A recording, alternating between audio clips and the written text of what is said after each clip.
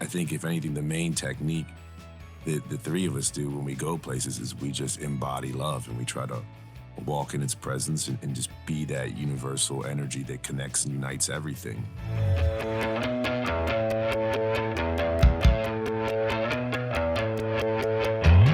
Welcome to the Be Here Now guest podcast.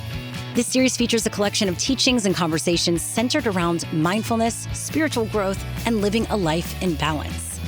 Each week, our diverse network of guest teachers and hosts offer up wisdom and practices from a different spiritual path and perspective. If you'd like to support the podcast, please visit BeHereNowNetwork.com/donate.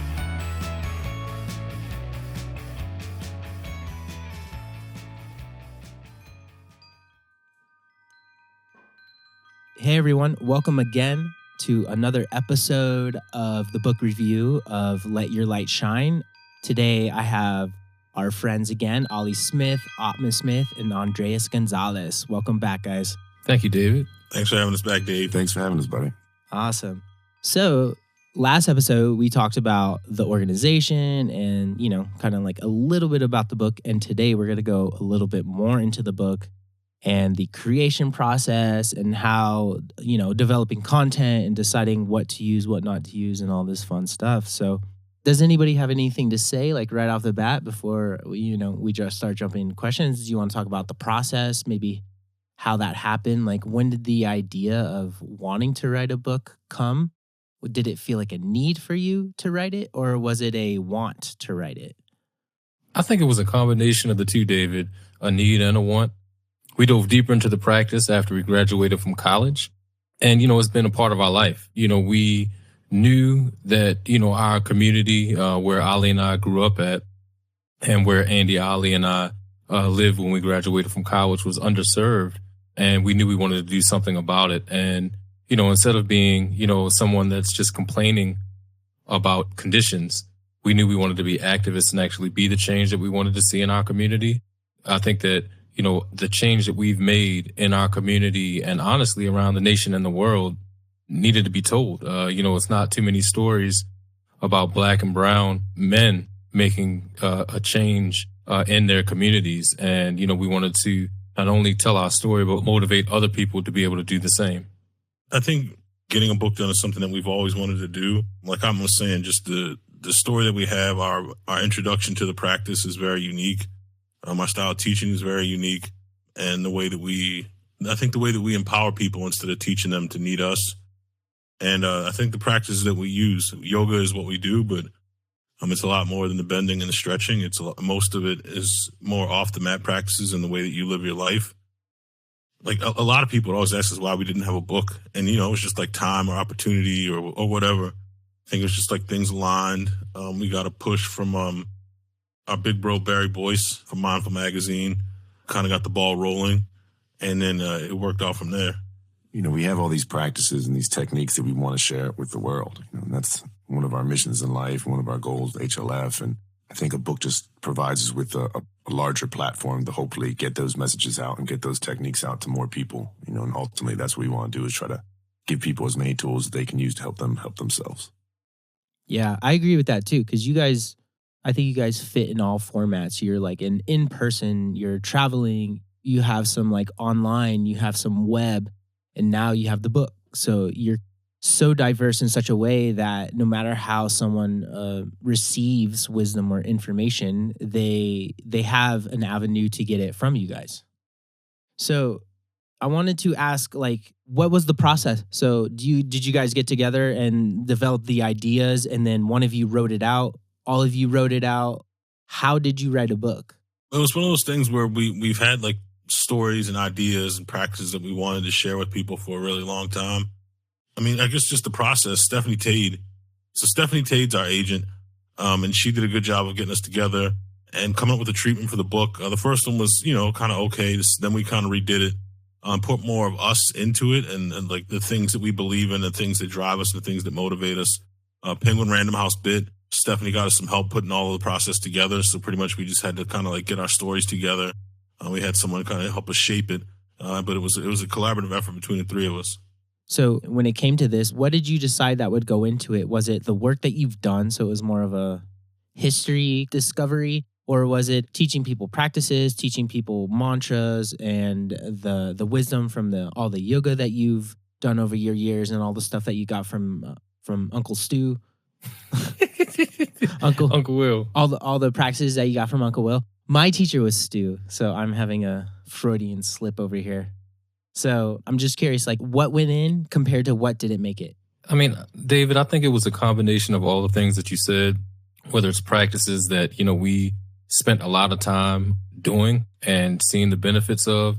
Our teacher used to always tell us, be a scientist, do the experiment, and then you know what the benefits are. So we definitely spent a lot of time after graduating from college, diving deep into the practices, the physical practices and breathing and meditation and the mantras that we teach in our book.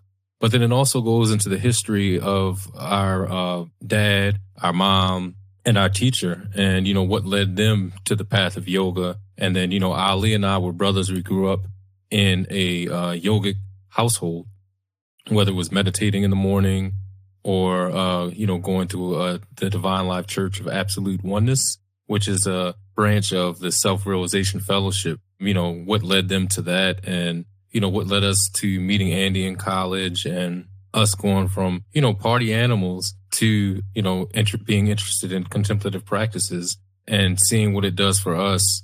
And then, sharing these lessons and practices with the world, then in turn, providing these practices for, our readers out there.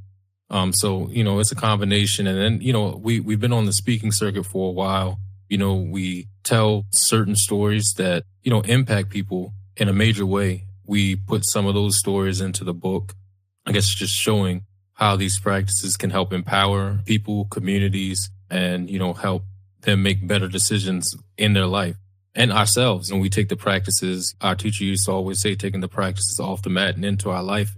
These practices have helped us navigate the ups and downs of the human experience. So, you'll get all of that in the book. Yeah, I think it was cool to see how much we could pack in there, but still make the story make sense. Like, it flows very well. And like Atman said, it's about our history, it's about the practices. But I think the coolest thing is it's one of those things where we're trying to empower the reader to change themselves, to change the world. You know what I mean? Like, we're trying to give them practices. We're trying to give them tools, techniques, ways to think about themselves, ways to think about the world. There's a lot of wild things going on in the world right now, and people want to change them. And I think people want to make things better. But it can feel really overwhelming at times because you're like, all this stuff is going on. Like, what am I going to do? But I think the one thing that you have control over is yourself. And I think that's the one thing that you can change to change the world. And we can get enough people to change themselves. And like the title says, let their light shine brighter out into the world. I think that's what's going to make a shift. Awesome. When it comes to HLF and the work that you do, there is essentially like a specific towards a community, towards a group that you're working with, underprivileged kids, schools, communities of yoga and mindfulness. And, when you travel, you talk to certain communities of like the Buddhist community, the yoga community, meditation communities. I mean, I'm probably sure there's some more that you can say that I'm not saying too. But I'm curious with this book, what was the audience that you were speaking to? Like, is there certain communities? Is there a certain type of audience? And also, what are you looking to tell when you're speaking to these audiences? Is it a huge audience? Is it like a more narrowed? I remember having that conversation with the publisher, and they were telling us we had to come up with that, like, who was our audience? And as we put it together, we're like, it's a book for everybody. And they were like, well, it can't just be a book for everybody. It's got to be a book for a certain audience. But then as they got the treatment and they started to read it, they were like, wow, this really is a book for everybody. You know what I mean? It's a book for parents. It's a book for teachers. It's a book for community activists. It's a book for just a random person with no introduction to any contemplative practice person. It's a book for people who may have had decades of experience with contemplative practice. I think it's for anyone who wants to kind of shine a light on what's going on in the world and then kind of let their light shine outwards and figure out how to tap into it. I think people, there's a lot of suffering on the planet and people don't know what to do with it. They don't know how to overcome it. And I think a lot of people feel stuck. So we're just trying to offer people ways to free themselves up, like mentally, emotionally, spiritually, just kind of free themselves up to do more. But again, I know I've said this a few times, but it's all about, this book is all about how to change yourself to change the world. It's not like going out. I mean, there are practices that you can share with other people, which is a beautiful thing, but The one thing you have control over is yourself and how you treat yourself and how you treat the people around you. And that's what we're really focusing on in this book. That's awesome. So I just had a funny little thought of thinking like the reason they ask you that question is because they're trying to prepare themselves to think, who are we going to sell this to compared to who is the content for and who's it going to help? And so when you're saying that it's for everybody, I really feel that because it's true. Everything you guys do, everything you work towards is for everybody. And there might be, certain communities and groups and lineages that you're working with, but that doesn't mean it's not for everybody. You guys are an invitation for everyone to show up to themselves and to the work that you guys are doing. And I feel that it's for everybody. I'm sorry, publisher. I don't know what to tell you.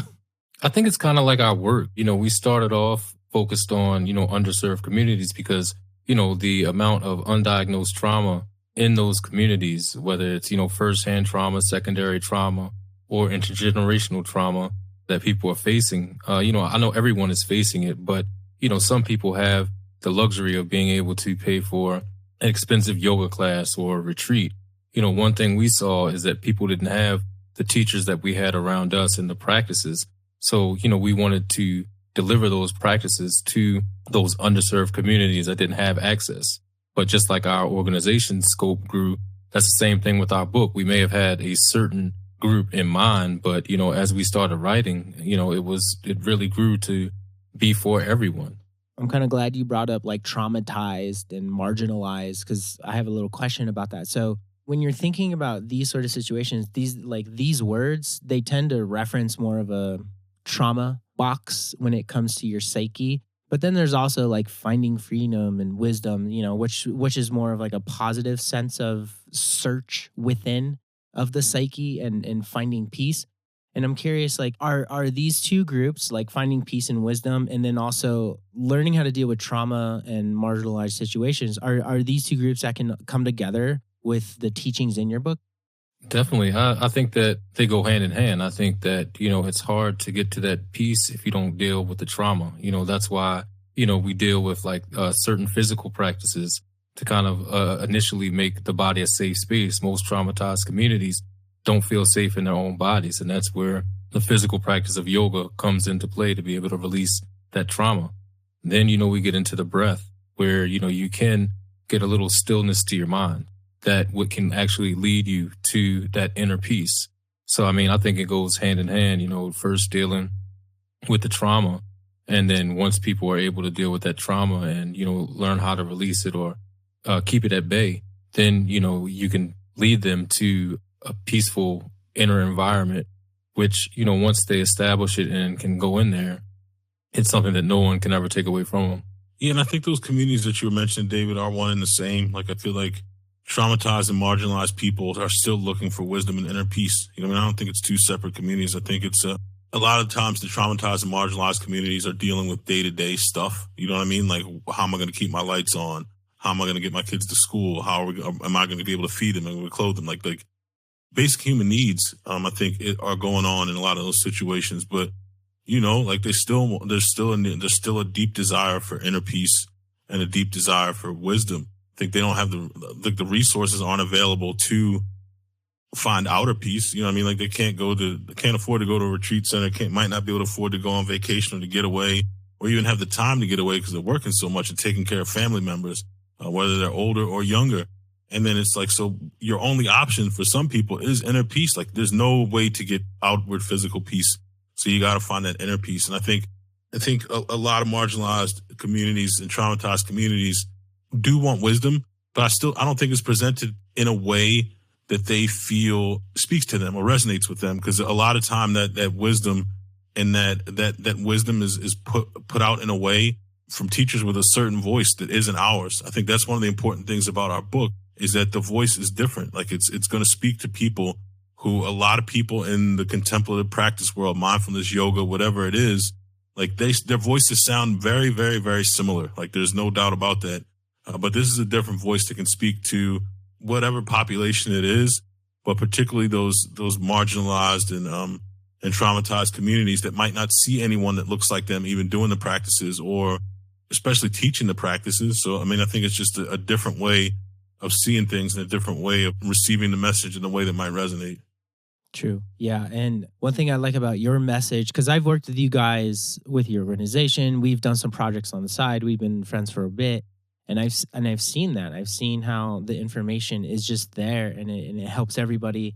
And you don't need a retreat, and you don't need to have like a guru, and you don't need all these things. But what you do need to realize is that it's within you, and discovering love. And sometimes it's hard. Sometimes you're in situations that don't promote love and self-love and reflection.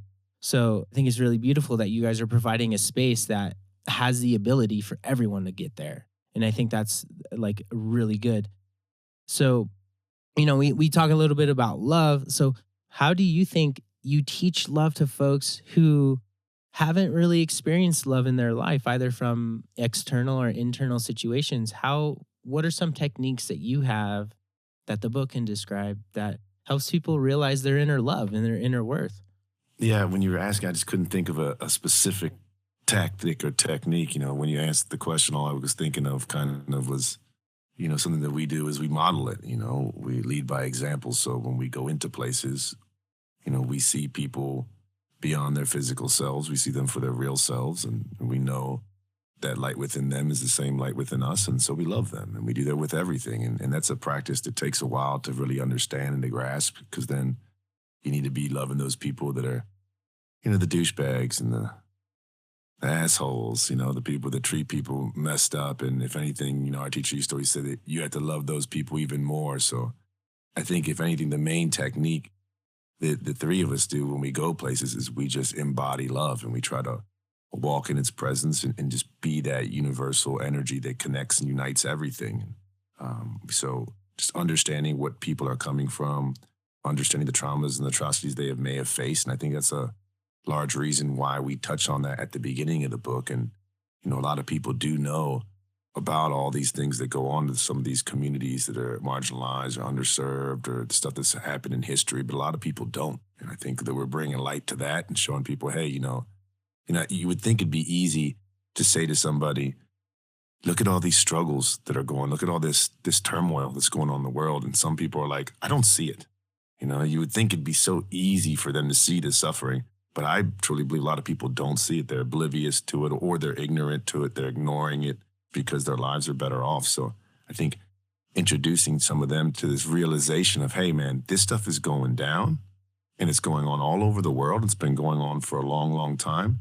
And the only thing that's really going to help it out is love. And it's not only love for yourself, which is what we really try to push with the techniques and the practices, and for them to go inward and learn more about who they really are. But in turn, as you gain that self-love, then you're able to see that light within everyone else, and then you're able to love them as well. So I think, everyone starts becoming those mirrors of yourself, and just the love keeps spreading. And I think the point is to always move with love, to be in its energy and be in its light. But I couldn't think of a specific, like, hey, you should do this technique or do this practice.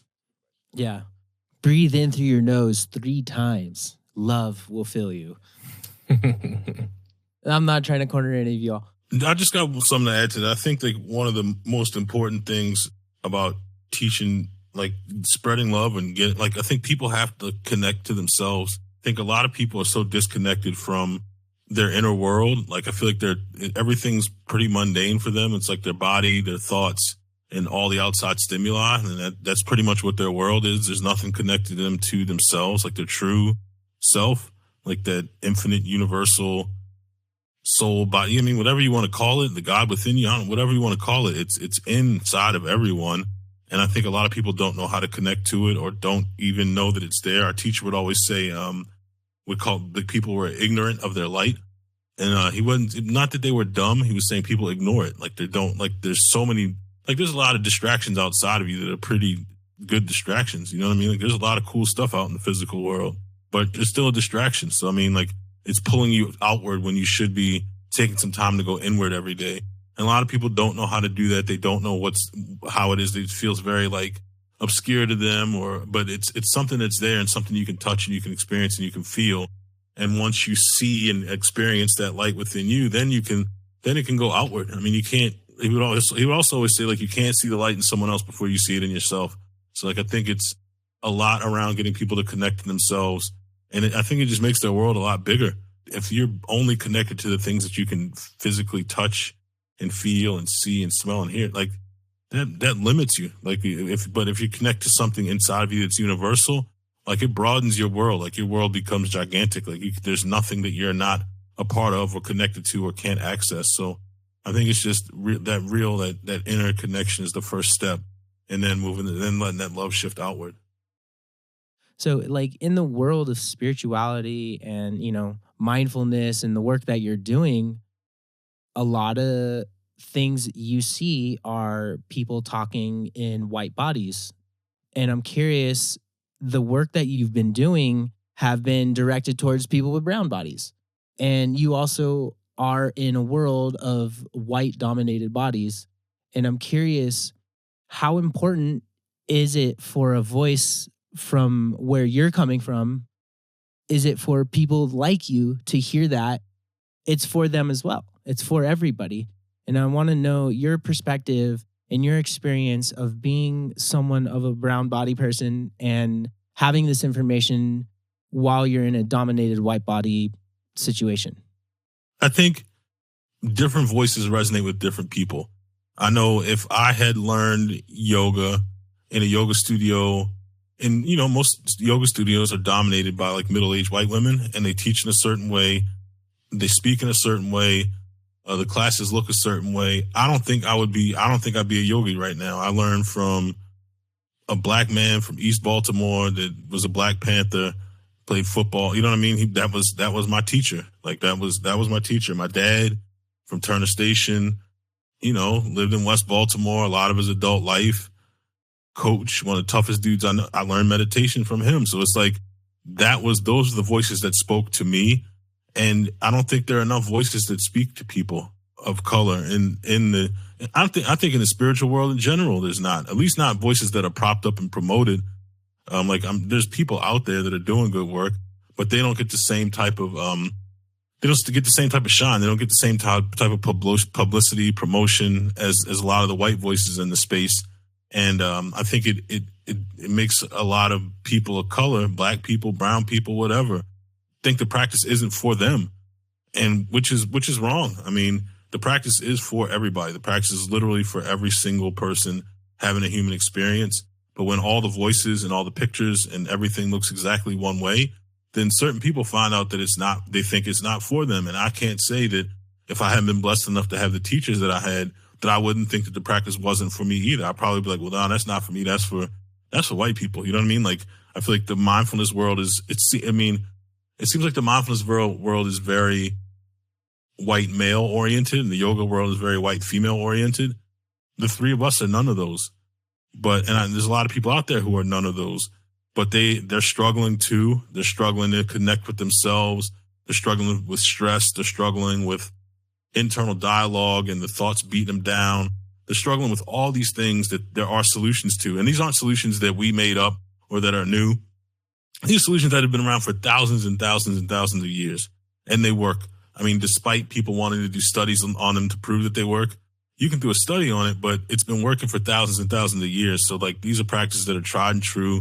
Like, and the best thing about yoga is a science. You know what I mean? It's not like something you have to have faith in at all for it to work. Like, if you do these practices, they're going to work. Like, that's just how yoga is, which is a beautiful part about it. Our teacher would always say, like, go into this stuff as kind of a skeptic. You know what I mean? Like, you can believe in the possibility of it, but prove it to yourself. He would always say, be a scientist. Always go in and be a scientist. Like, you got to you can't teach this stuff. And he always tells us, he'd be like, I could be bullshitting y'all about every single benefit of all these practices, and you would never know unless you went and did the experiments. And I think that's the way that we teach. Like, we tell people, like, hey, this is what this can do, but you will never know if you don't go and do it. So I think, I think having people experiment and having different voices deliver the message is key for this to spread and for everybody to be able to feel welcome in the practice. Yeah, I remember one time we were teaching in the corporate setting, and there was a gentleman that, he seemed like he really wasn't trying to be engaged in the practices. And then, he saw how much fun we were having. We made it more engaging. We told him how it could be practical. And then, he raised his hand and had a question for us. And he was like, well, I drink beer. So, I don't think that, I can meditate because people that drink beer can't meditate.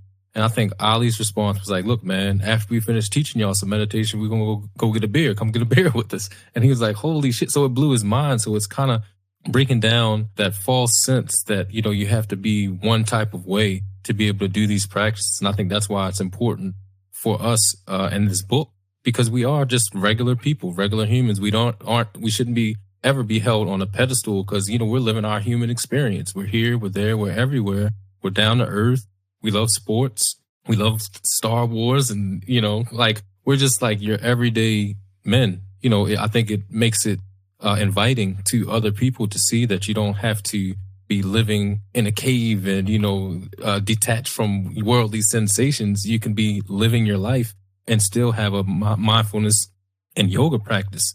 And, like Ali was saying, that really makes people that would kind of shy away from these practices dive right in. And, we might be the entryway, but they dive deeper because they know that it's okay because, we have a deep practice, yet we still, live in the world. You know what I mean? We are of the world, but, we have a deep practice. So I think that it's important that, people see not only just people that look like Andy, Ali, and myself, but, people that have lived human experiences and, mess up. Because, we mess up, do the right thing, but we mess up just like everyone else. But we still have our practice to keep us grounded. So I really think that is, super important to be able to expose people to. I remember, when we first started this stuff, people like 20 years ago, people like, man, in some of the communities that we went into, like, I ain't doing this. This shit is soft, man. I ain't doing this. And then, we would tell them like, do you think we soft? And like, no. We're like, well, this is part of what we do to keep us grounded and present. Life is hectic. There's ups and downs in the human experience. This practice keeps you grounded, strengthens you mentally, physically, spiritually, and emotionally. And, when they get to know us, they really realize that we grew up in West Baltimore, lived in West Baltimore, dangerous place, but we still had an inner peace about us. And I think that inner peace was inviting, and us embodying love, like Ali and Andy were talking about, was something new to them, seeing, Black men, brown men who, still are, we have a little bit of tough edge to us, but we still have a practice, you know what I mean? So it lets them, those same people who have like an edge to them that, may not be from, the safest neighborhoods, safest communities, might be from marginalized communities, that it is a practice that they can get into because it is for everybody. And I think it's just we're breaking down the stereotype that it has to be a homogenous type of people doing these practices. I certainly think that seeing someone that looks like you guide you through something can be beneficial, especially with brown and Black communities where oftentimes people that don't look like them have come into their communities and done messed up stuff to them, or interactions in general for brown and Black people with white people. Sometimes they'll be like, man, I just don't mess with these people because they've always treated me this way. So I could see I'd be very off-putting for them to just have a person come in that doesn't look like them, try to teach them stuff and be like, hey, this is how it is. And being like, no, that's not how it is. But at the same time, I still think that it's so important to understand that the delivery, like, just like Ali said, there is no way that if I had any other teacher, would I be doing this type of work? I even think if I went to like a class and it could have been a brown or a Black teacher, if it wasn't Uncle Will, I wouldn't be doing this work because he had a certain way of talking to him. He had a certain way of delivering stuff to make it practical, to make it relatable, to make it fun, to make it real. And I think that he really pushed that on to us when he first said to us and made us agree, hey, I don't want any devotees. I'm only teaching teachers. You have to promise to be teachers. And he would always push that on to us, kind of understanding that we have to talk to people differently depending on who it is or where we're at, or, like understanding to meet people where they are at. I think that's so important. But I also think it's important for people to see the way we do it, just like Atman said, the guy looked at us and he was like, well, I drink beer, so I can't do this. And we're looking at him like he's, we love beer. You know what I mean? Like, and people look at us sometimes, I think, because we have this free nature to ourselves. And I think it helps them because I think there are these stereotypes where people believe you have to be this type of way to do meditation, or you have to be this type of way to do a yoga instruction. It makes it so stiff. It makes it so, in my mind, it makes it feel fake. You know, it makes it feel phony. And I think what we do very well is we keep it real. And I think in the book, you'll be able to see that because the way we speak to the reader is the same way we would speak when we were guiding our lessons. Yeah. Yeah, I really feel that. I feel like this is a great note to end on. And I think it's interesting too, because it's like we probably gravitate towards what is relatable. So something that looks like me or looks like you guys is something we're going to be like, oh, what's that? You know? And Atman, I also like the idea of like, there's this weird phenomenon that being soft isn't being hard. And like, we have this persona of like needing to be hard, but like having emotional stability and a loving heart and knowing what is right and what is wrong to the universal laws, you know, like that's what's up. Like sticking up for what is right. That's like, you're never going to go, it is never wrong to be right. It's always right to be right. So true, David. I love the wisdom that you give us, and I love these conversations. And we are going to do another episode, but this is the ending of this one. So if you just want to like, you know, maybe shout out when the book comes out and any of that, and then we'll say goodbye. You know, thank y'all for listening so much. Please, if you could, try to pre-order the book. Comes out October 18th. You can check it out on Amazon, Barnes & Noble, all sorts of sites. Our webpage for it right now is letyourlightshinebook.com. So you can pre-order there. If you do pre-order, you'll get 3 practices led by myself, Ali, and Atman. And tell a friend to tell a friend. Keep spreading the word. Book drops on October 18th, and we're looking forward to hearing how you feel about it. Beautiful. All right. Thanks, y'all, for being here, and have a beautiful day. Thank you. Peace, y'all.